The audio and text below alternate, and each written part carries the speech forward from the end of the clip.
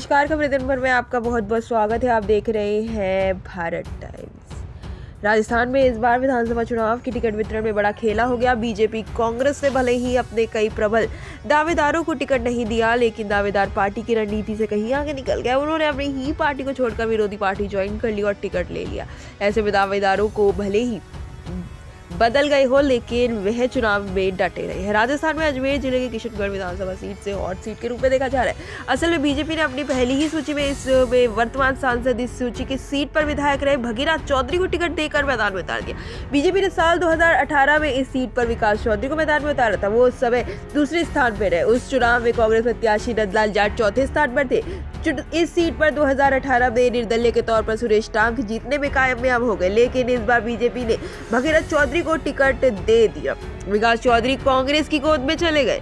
कुछ इसी ही तरह ढोलपुर में हुआ। यहाँ जीजा साली कांग्रेस बीजेपी के साथ अदला बदली कर रही है। 2018 के चुनाव में जीजा यानी शिवचरण कुशवाहा ने कांग्रेस की टिकट पर चुनाव लड़ा। कुशवाहा के सामने थी शोभा रानी और शोभा रानी को बीजेपी ने टिकट दिया। वो जीत गई और अब वो कांग्रेस की टिकट में लड़ रही है। इस बार विधानसभा चुनाव में साली ने बीजेपी का दामन छोड़ दिया और कांग्रेस का दामन ले लिया।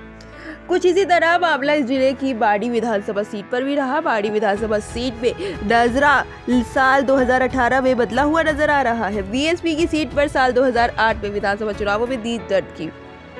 हीरा सिंह मलिंगा के बाद बीएसपी का दामन छोड़ कांग्रेस में आ गए। वह साल 2013-18 में विधानसभा चुनाव में कांग्रेस के हाथ में सहारे विधानसभा लिया, लेकिन इस बार उन्हें टिकट नहीं मिली तो वो बीजेपी से चुनाव लड़ रहे हैं। धौलपुर और बाड़ी की तर्ज पर खेतड़ी विधानसभा सीट पर बीजेपी का खेला हो गया। खेतड़ी विधानसभा प्रधान मनीषा गुर्जर को जब टिकट नहीं मिली तो वह कांग्रेस के पाले में जा गई। वह प्रत्याशी बन गई। अब मनीषा के सामने बीजेपी की टिकट से उनके चाचा चुनाव में है। कुछ इसी तरह नागौर में हुआ। कभी नागौर से कांग्रेस से सांसद रही ज्योति मृधा इस बार बीजेपी में दामन थाम लिया है। उनके सामने उनके चाचा हरिंद्र मृधा चुनाव से टिकट पर अपना भाग्य आजमा रहे हैं। ऐसे ही तमाम खबरों को जानने के लिए हमारे साथ बने रहे। हमारे चैनल को लाइक करें, सब्सक्राइब करें और बेल आइकन दबाना बिल्कुल भी ना भूलें।